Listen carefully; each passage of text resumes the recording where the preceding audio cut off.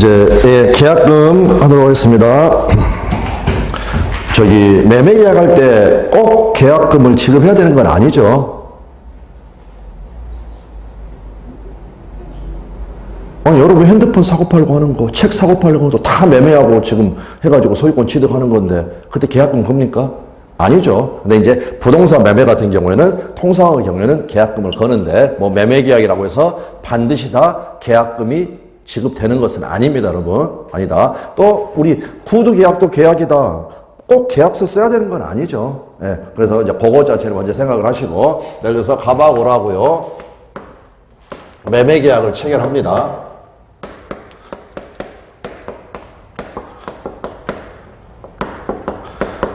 매매 계약을 체결하는데 갑이 을에게 계약금 1,000만 원 겁시다 라고 하는 겁니다. 그랬더니 을이 그럽시다. 그러면 그거를 계약금 약정 또는 계약금 지급 약정 이렇게 이야기를 합니다. 그런데 계약금 계약은 요물 계약이라고 그랬습니다. 요물 계약. 그래서 계약금 1,000만 원 것이죠. 그 다음에 그럽시다 라고 해도 계약금 계약이 성립한 건 아닙니다. 그러니까 여러분들 영어에서 계약금 지급 약정하고 계약금 계약은 다르다라는 걸 알아두셔야 됩니다. 이 약정에 기하여 계약금 1,000만 원이 동그라미. 이 동그라미 뭐냐? 교부. 지급이 되었다. 그러면 계약금 계약이 성립하게 됩니다. 그랬고 이 계약금 계약은 교부가 돼야 되니까 이런 걸 우리가 뭐라고 했느냐? 요물 계약. 의사의 합치만으로 1,000만 원 지급합시다. 그럽시다. 이것만으로 계약금 계약이 성립하지는 않는다라는 거. 요물 계약 두 가지 외우자고 그랬죠. 뭐하고 뭐 외우자고 그랬습니까? 이것 말고 또 하나? 지난 시간에 했던 거? 요물스러운 현상 광고야 돈 내고 편히 물어. 요물스러운 현상 광고. 현상 광고 계약이 요물 계약이라고 했습니다. 그거 기억하고 있어요. 두 가지.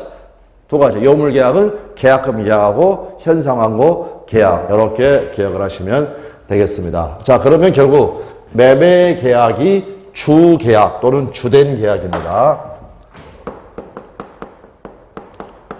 그 다음에 여기 계약금 계약은 총된 계약. 그러면 애가 주, 애가 종. 따라서 만약 이 매매 계약이 모요이거나 취소돼서 처음부터 모요가 되어버렸다. 그러면 당연히 종된 계약도 효력을 잃는다라고 봐두시면 되겠습니다. 자, 그러면 이처럼 지급된 계약금 1,000만 원은요. 계약금 1,000만 원은 이제 어떤 기능을 하느냐. 일단은 계약 체결의 증거로서 계약금이 작동을 하게 됩니다. 그럴 때 증약금은 언제나 그 다음에 또 하나의 기능은 해약금의 기능을 할 수가 있습니다. 해약금의 기능은 특약이 없을 때, 다른 의사표시가 없을 때, 그 다음에 계약금은 또 위약금의 기능을 할 수가 있습니다. 위약금은 언제냐? 위약금 약정이 있을 때, 있어야. 위약금 같은 경우, 위약금이 뭡니까, 여러분? 만약 이 계약을 을이 위반하면 요 1,000만 원을 몰수하겠다. 반대로 갑이 위반하면 애한테 2,000만 원 지급해라. 이런 거 위약금, 계약 위반에 대해서 채무 불이행을 이제 대비를 해가지고 손해배상조로 하는 거. 그래서 이렇게 해서 그래서 계약금은 증약금, 해약금, 위약금 세 가지의 성질을 갖는데 언제나 증약금의 기능이 있고 특약이 없을 때 해약금의 기능이 있고 그 다음에 위약금 약정이 있을 때 위약금의 기능을 한다라는 겁니다. 자, 그래서 증약금, 계약금은 이 단어 언제나 증약금으로서 성질이 있다라는 거. 해약금, 계약금은 다른 약정이 없는 한 해약금의 기능을 한다라는 거. 뒤집어서 계약금을 포기하고 행사할 수 있는 해제권은 당사자의 합의로 배제할 수가 있다라는 겁니다. 이러한 특약이 없을 때 해약금의 기능을 한다. 밑에 위약금, 계약금은 위약금이 될 수 있다. 그런데 계약금을 위약금이라고 하려면 반드시 그에 관한 특약이 있어야 한다라는 거. 이 정도만 받으시면 됩니다. 그래서 방금 제가 적었던 거. 증약금은 언제나, 해약금은 없을 때, 위약금은 있을 때, 그 말이 무슨 말인가를 딱 해가지고 그 압축된 단어만 봐주시면 되겠습니다. 다음에 밑에 한가로 2번 계약금 계약, 종된 계약. 계약금 계약은 매매 계약 등에 부수하여 행해지는 종된 계약이다. 따라서 주된 계약인 매매 계약 등이 무효이거나 취소된 때에는 계약금 계약도 무효로 된다. 가로는 나중에 보고요. 다음 요물 계약이다. 계약금 계약은 금전기타 유가물의 교부를 요건으로 하는 요물 계약이다. 따라서 계약금을 지급하기로 약정만 한 단계에서는 계약금 1,000만 원 곱시다. 그럽시다. 이 경우에는 계약금 계약은 성립하지 않는다. 계약금 계약이 성립하지 않았기 때문에 그 효과로서 해약금 해제권도 발생하지 않는다라는 것 이렇게 봐두시면 되겠습니다. 그 밑에 하나는 건너뛰고요. 하나는 건너뛰고 마지막에 나와 있는 지문이 어떤 거냐면 정말 예를 들어서 가비을한테 우리 계약금 1,000만 원 겁시다 라고 했더니 을이 그럽시다 라고 해놓고 만약 계약금 1,000만 원이 아니라 계약금 1,000만 원이 아니라 100만 원만 교부가 된 상태다. 그럴 때 미리 결론부터 말씀드리면 약정한 요 금액 전부가 지급이 돼야 계약금 계약이 성립하는 겁니다. 일부만 지급됐다. 그럼 계약금 계약이 성립한다 안 한다? 안 한다. 그랬을 때 요 갑이란 애가 뭘 주장을 했냐면 나는 내가 받았던 100만 원 이것의 더블 200만 주고 해지하겠다라고 했는데 안 된다라는 겁니다. 됐습니까?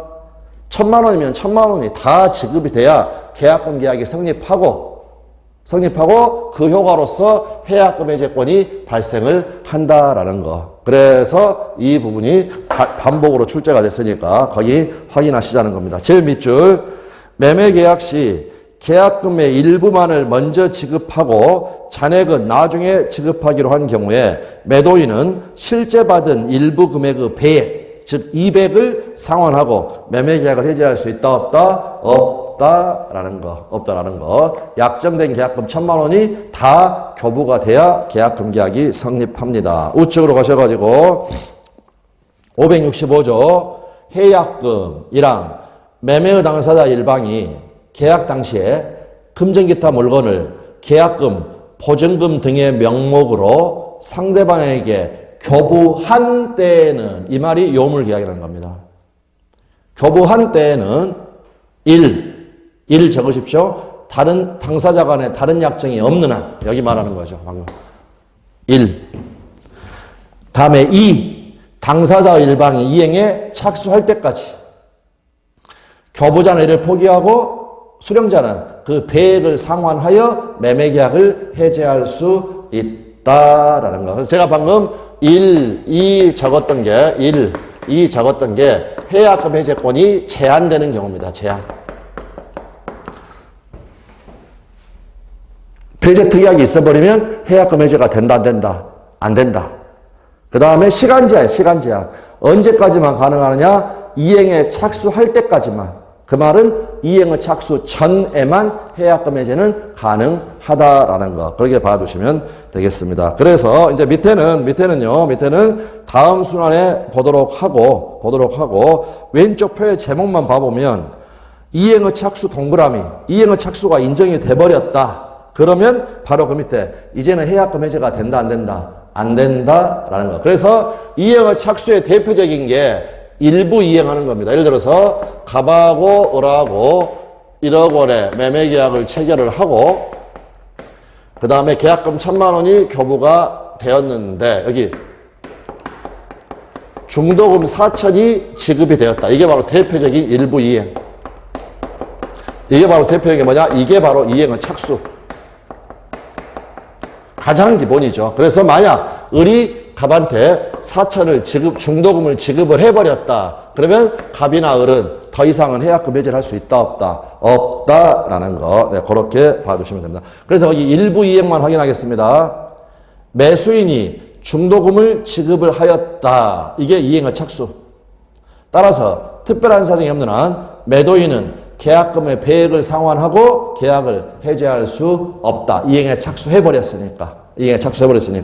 네, 그 정도 봐두시면 되겠습니다. 그랬고, 여기가 제일 중요한데, 요거는 다음 순환에 하나씩 보면 되겠습니다. 아래로 쭉 내려오셔가지고, 방가로 4번에 행사와 그 효과.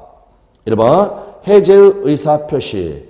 교부자는 해제의 의사표시에 포기의 뜻을 밝힘으로써 계약을 해제할 수 있다. 매수인 생각하면 되겠죠. 해제하면서 나 그 계약금 1,000만 원 포기하겠다. 이렇게 해버리면 된다라는 겁니다. 그런데 니은 수령자가 매도인 생각하면 됩니다.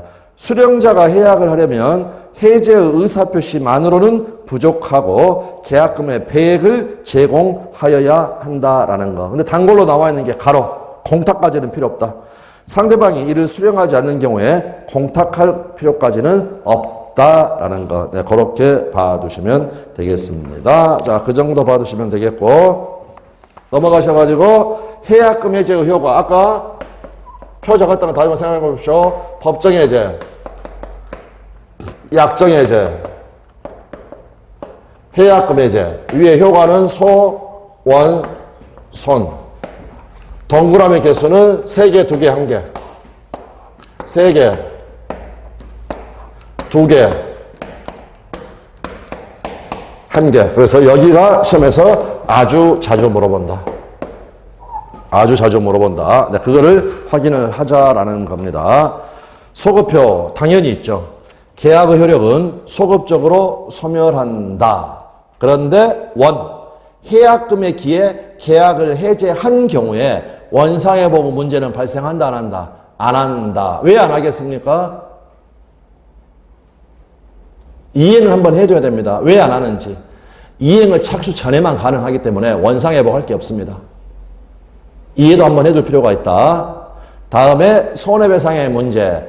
계약금을 포기하고 계약을 해제한 경우에 상대방은 채무 불이행을 이유로 손해배상을 청구할 수 없다. 여기 채무 불이행이 아니니까.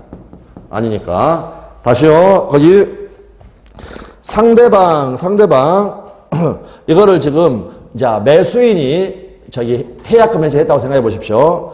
매수인이 계약금을 포기하고 계약을 해제한 경우에 매도인은 매수인에게 채무 불이행을 이유로 손해배상을 청구할 수 있다 없다? 없다라는 거. 그래서 방금 우리가 읽은 세 줄이 여기에 대한 설명입니다. 손에서 원상회복의 문제는 발생하지 않는다. 그럼 채무 불이행이 아니니까 손해배상을 청구할 수 없다라는 거. 네, 그 정도 봐두시면 되겠습니다. 자, 이 정도 봐두시고요.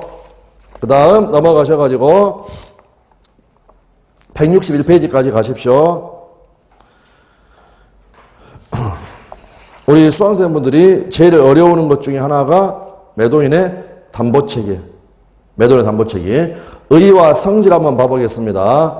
매도인의 담보책임은 매도인이 매매 목적물에 존재하는 권리상의 하자 또는 물질적인 하자로 인하여 특별히 매수인에 대하여 부담하는 책임이다 라고 되어 있습니다. 자, 그렇게 되어 있고요. 자, 그러면 지금까지 우리가 어떤 이야기들을 많이 해왔냐면, 예를 들면요, 갑하고 을하고 갑소유의 부동산에 대해서 매매 계약이 체결이 됐는데, 그리고 을 앞으로 등기가 이루어졌는데, 요 을이라는 자, 다시요. 등기가 이루어졌는데 알고 봤더니 이 매매 계약이 가장 매매였습니다. 허위 표시.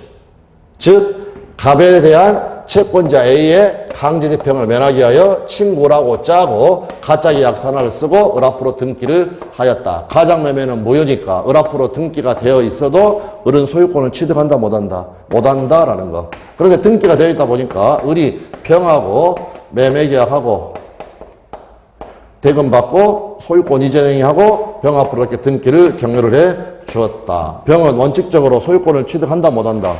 못한다. 을한테 소유권이 없으니까 수없이 했던 거죠. 그런데 이 병이라는 사람은 허위 표시를 기초로 새로운 이해관계를 맺은 사람이기 때문에 제3자에 해당하고, 요 제3자가 만약 뭐라면 선이라면 상대적 무효, 선의 제3자 보호 규정에 의하여 요 병은 소유권을 취득을 한다고 그랬죠. 그럼 뒤집어서 다시요. 요 병이 악이라면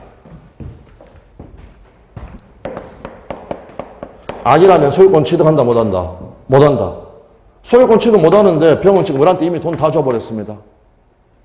지금까지는 소유권 취득하느냐 못하느냐라고 했고, 요 둘 간의 관계, 돈 돌려받아야 되겠죠.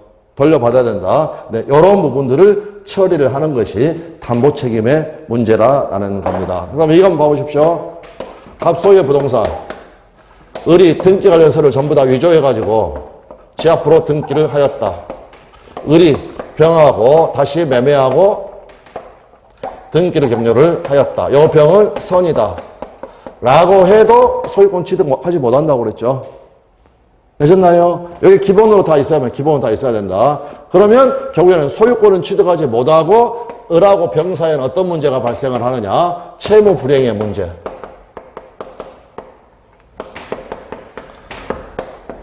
무슨 말씀인지 아시겠죠? 또는 담보 책임의 문제. 그런데 요 담보 책임의 문제를 요거 한번 생각해 보십시오. 이거 다시 이번에는 요 병이 다시 정하고 매매하고 등기를 격려를 해 주었다. 그런데 이 정 역시도 병을 소유자라고 믿었다라는 거. 그러면 이때는요, 요 병한테 귀책 사유가 있나요, 없나요? 요 매도인한테 귀책 사유가 있습니까, 없습니까? 없죠. 그래도 정은 병한테 책임 충고를 할 수가 있습니다. 그게 뭐냐? 담보 책임이라는 거. 거기 제일 위에 보면 담보 책임 바로 밑에 뭐라고 적어졌습니까? 그 표에 무과실 책임. 애한테 지금 과실이 있나요, 없나요? 없죠. 없어도 애한테 책임 충고를 할 수가 있다라는 거. 왜 그렇게 했습니까? 아니 1억이나 줬는데 소유권을 지금 취득하지 못하고 있지 않습니까? 이거를 학자들은 뭐라고 하느냐? 유상계약의 등가성이다. 근데 법률적으로 이야기하는 거고, 그냥 간단하게 말하면 돈 1억 줬는데 소유권 취득 못한다. 돈값을 못한다. 그럴 때 애한테 잘못이 있냐 없냐를 따진다, 안 따진다? 안 따진다라는 거. 지금 을하고 병 사이만 따져보면 을한테는 지금 잘못이 있습니다.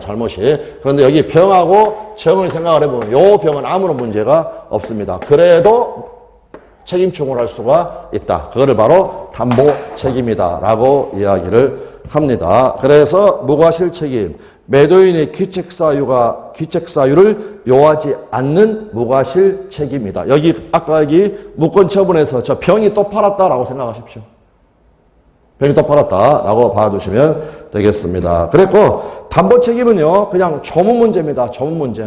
그래서 그 조문만 정확하게 확인하시면 되겠습니다. 거기 반가로 이번에 권리의하자에 대한 담보 책임이 나와 있고요.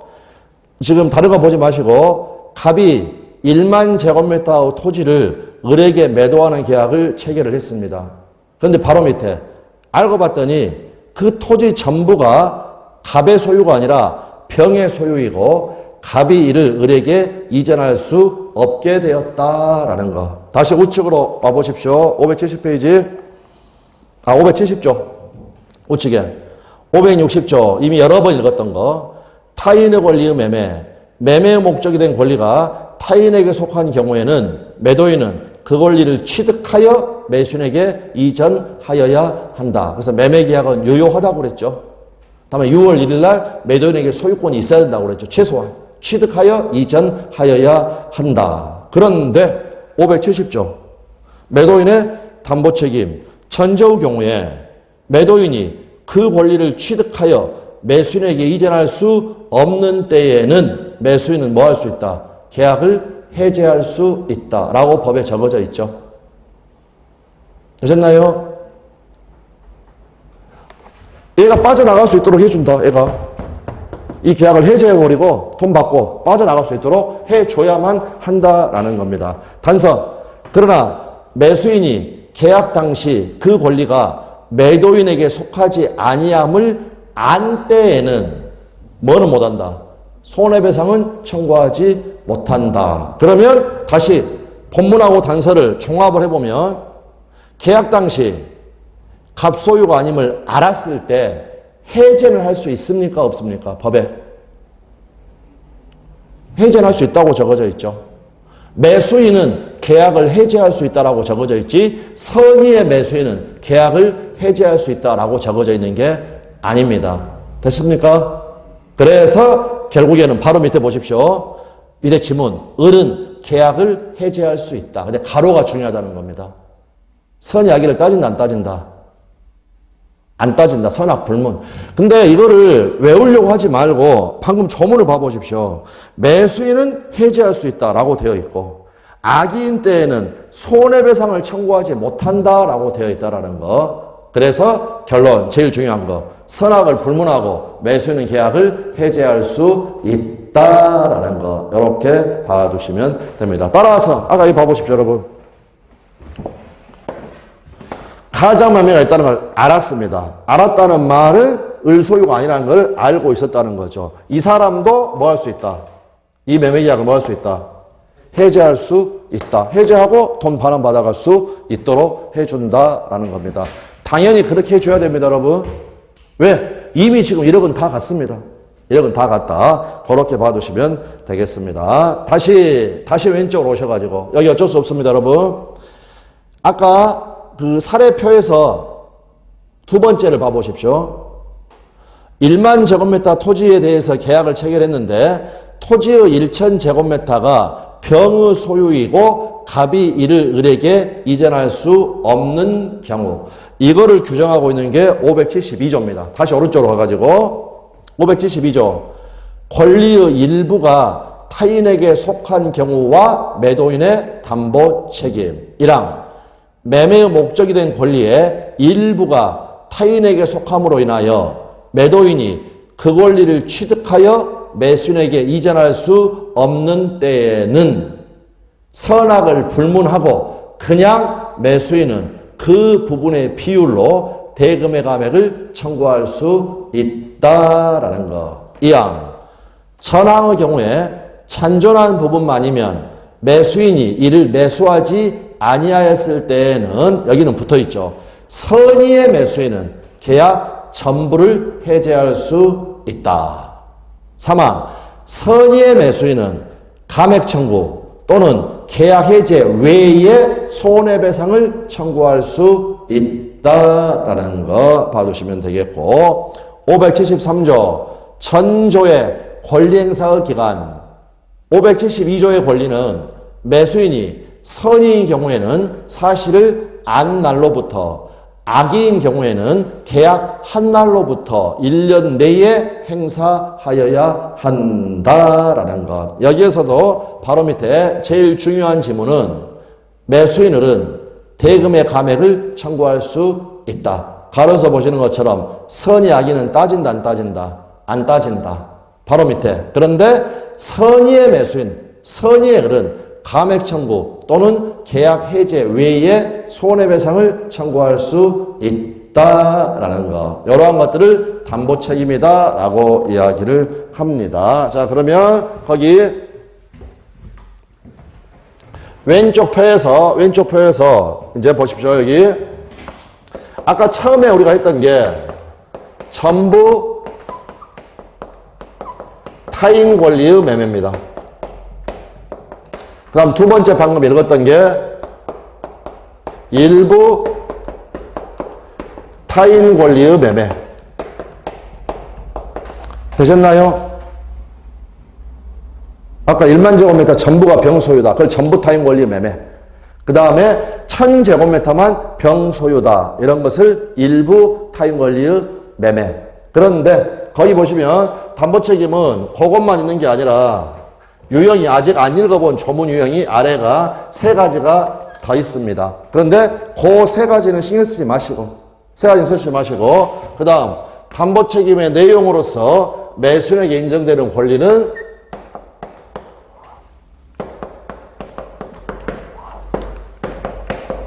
대가 뭡니까? 거기 제목 봐보시면 방금 감액을 청구할 수 있다고 그랬죠. 왼쪽 표로 갔습니다. 지금 왼쪽 표. 대해손에서 대가 뭡니까? 대금감액 청구권. 그 다음에 해가 뭡니까? 해제권. 손이 뭡니까? 손해배상 청구권. 그래서 여기 대금감액 청구는 다른 말로 하게 되면 일부 해제고요. 일부 해제. 그 다음에 여기 그냥 해제라고 나와 있는 건 전부 해제를 이야기하는 겁니다. 전부 해제. 전부 해제. 이렇게 봐두시면 되겠고요. 자, 그러면 전부 타인 권리 매매에서는 담보 책임의 내용으로 대금 감액 청구권이라는 게 있었나요? 없었나요? 아까 우리가 읽었던 조문만 생각해 보시면 없었죠. 이렇게 되어 있고 인정되는 게 해제권하고 손해배상 청구권 두 개만 인정이 됐다라는 겁니다. 그런데 여기 손해배상 청구권 아까 조문에서도 확인했다시피 언제만? 선의만. 그런데 여기 해제는 어땠습니까? 선악 불문이었죠. 표랑 같이 보면서 선악 이렇게 되어 있습니다. 일부 타인 권리 매매에서는 대금 감액 청구권 인정이 됐죠. 인정이 됐습니다. 인정이 됐다. 그 다음에 해제권도 일정 요건하에 인정이 되고 손해배상 청구권도 인정이 되고 그러면 대금 감액 청구권이 인정이 되는데 이때는 선악을 따졌습니까? 안 따졌습니까? 안 따졌죠. 그러니까 선의도 가능하고 악의도 가능하고 해제는요. 선의만. 그 다음에 손해배상 청구도 선의만. 그래서 여기도 선의만. 그래서 지금은 다른 거 보실 필요 없고요. 요 두 개의 조문을 놓고 전부 타인 권리 매매가 무엇인지, 일부 타인 권리 매매가 무엇인지, 그거를 먼저 개념을 파악을 해야 됩니다. 여기 왼쪽에 여러분 1만 제곱미터 토지 해가지고 1만 제곱미터가 병소유다. 1000제곱미터가 병소유다라는 이 표현 있죠. 이 자체가 우리 기출면제입니다. 23회 기출사례. 그걸 가지고 요 유형을 파악을 한 다음에 중요한 것은 작년 시험에서 이걸 물어봤습니다만 악의의 매수인도 할 수 있는 경우를 지금 외워야 된다는 겁니다. 그런데 지금은 별 문제가 없지만 나중에 이거 이렇게 해가지고 세 개가 좀 더 추가가 되게 되면 복잡해질 수가 있습니다. 그래서 지금 어떻게 해둘 거냐면요. 여기 악이 있죠. 악이. 요거를 여기에 제목이 뭡니까, 여러분? 전이죠. 여기에 뭡니까? 해. 그래서 요 악을 어떻게 표현할 거냐면 전해.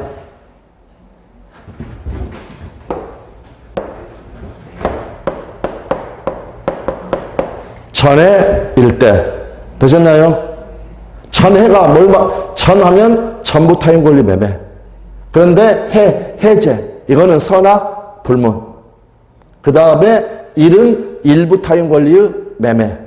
취득에서 이전할 수 없게 했을 때 대금 감액 청구. 이거는 악의도 할 수 있는 거. 그랬고 일단 한번 여기는 지금 오늘 설명 안 드립니다만 나중에 하게 되면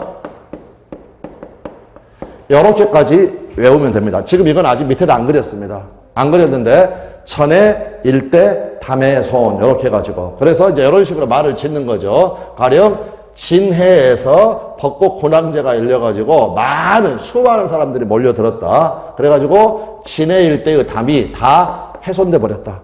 해놓고 전해, 일대, 담해, 소원 이런 식으로 외우는 건데 우리가 지금 한 건 요거 두 개 있습니다.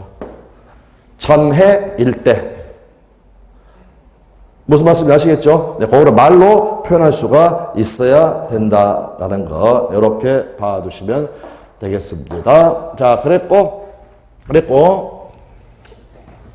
이제 아까 권리 행사 기간이 1년 안에 해야 됩니다. 1년 안에. 그런데 여기 보시면 그 선의는 언제부터 1년이냐면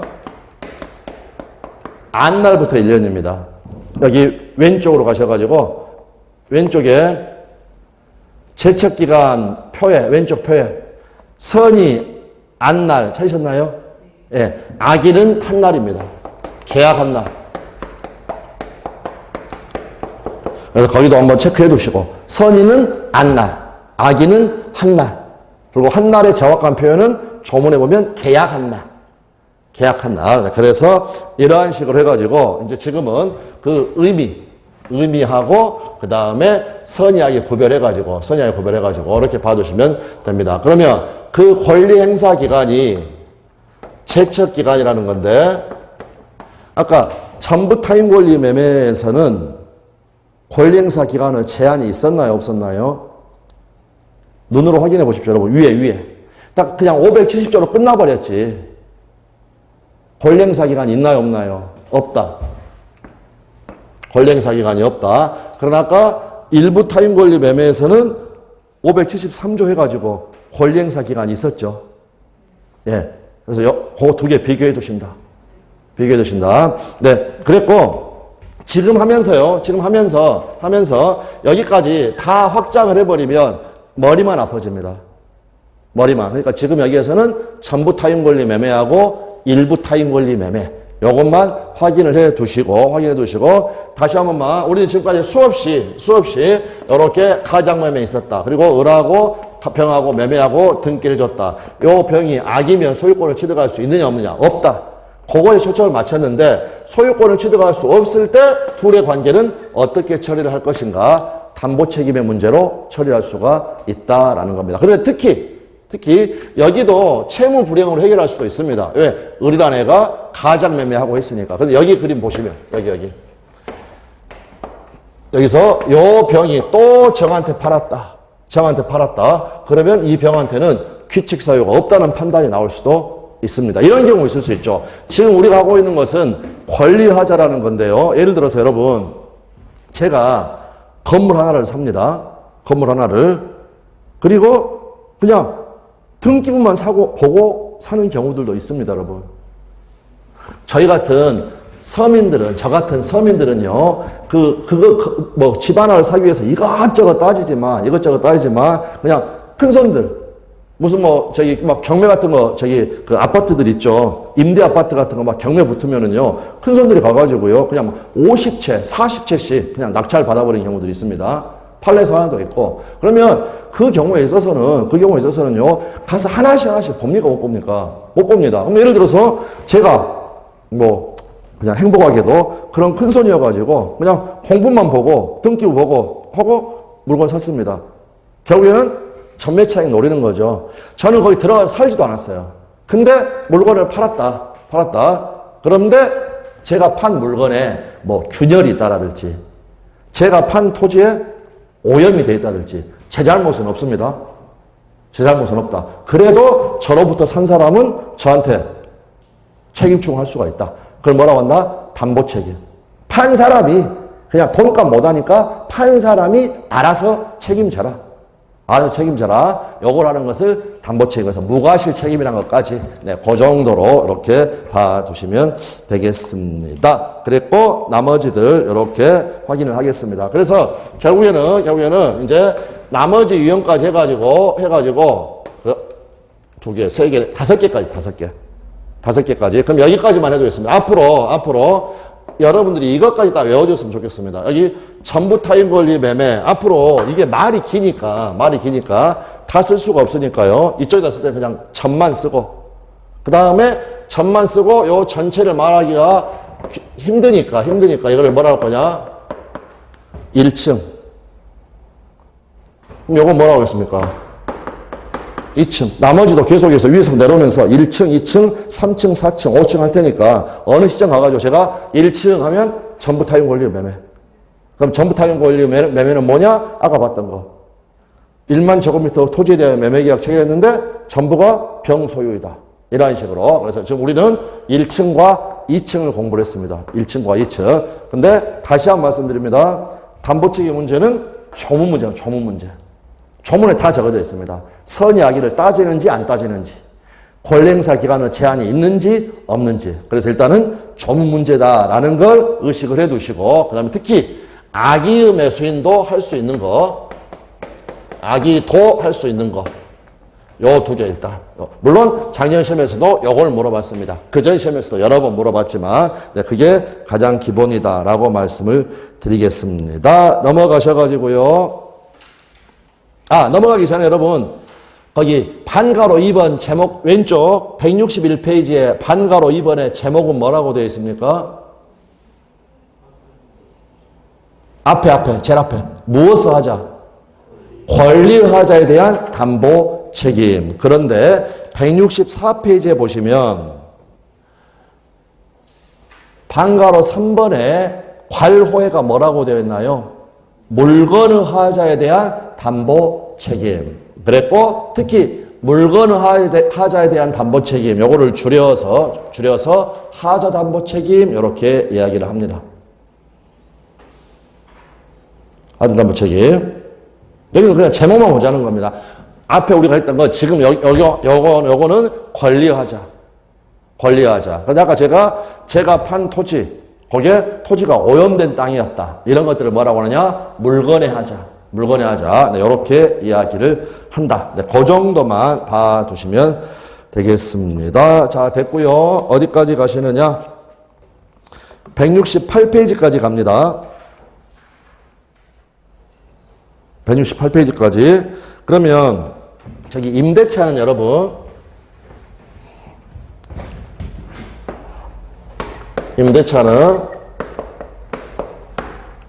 시험에 나오는 걸 좀 압축을 해버리면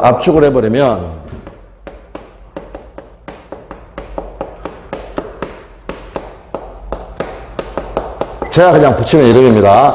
임차인의 4대 권리. 나중에 시험 기출 지문들을 보시게 되면 많은 부분들이 이 임차인이 가지고 있는 4개의 권리, 요걸 시험에서 물어봅니다. 그 다음에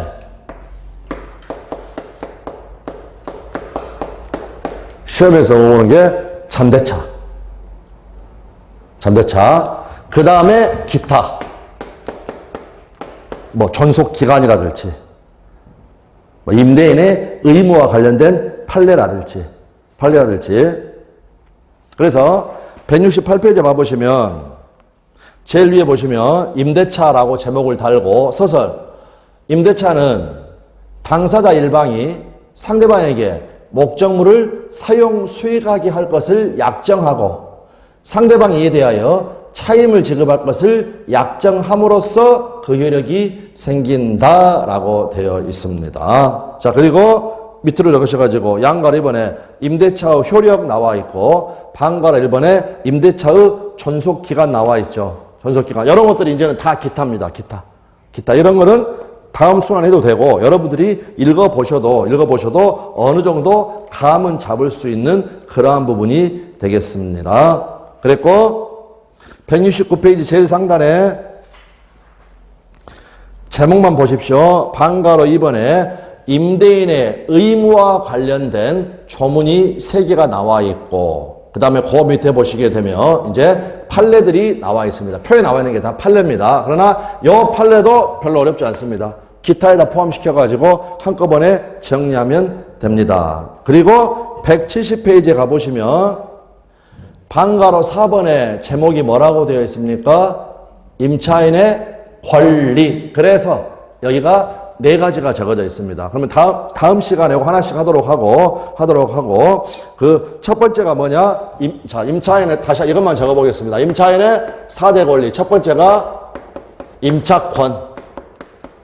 그런데 요 임차권에서는 이제 우리가 생각을 해야 되는 게 임차권은 채권이니까 원칙적으로 주인 바뀌면 쫓겨난다고 그랬죠. 안 쫓겨날 수 있는 방법, 그와 관련돼서 대항력이라는 걸 살펴보는 겁니다. 대항력이라는 거. 그 다음에 그 박스 밑에 작은 동그라미 2번 뭐라고 되어 있습니까? 4대 권리 중에서 하나. 비용 상환 청구권. 그런데 여러분 우리가 비용 상환 청구권이라는 단어를 지금 처음 듣는 거 아니죠? 필요비 상환 청구권, 유입비 상환 청구권, 유치권에서도 나왔고 그 다음에 점유자와 회복자와 관계, 과수원 사례에서도 나왔고 그래서 우리가 유입비 공시해가지고 했던 그런 부분들이고 그 다음 넘어가 보시면 172페이지 제일 위에 뭐라고 되어 있습니까? 부속물 매수 청구권. 이것도 처음 듣는 단어는 아니죠. 어디서 들었던 단어입니까? 전세권에서 들었던 단어입니다. 전세권에서 들었던 단어. 그 다음 넘어가 보시면 173페이지에 표하고 표 사이에 작은 동그라미 4번 해가지고 뭐라고 되어 있습니까? 지상물 매수 청구권.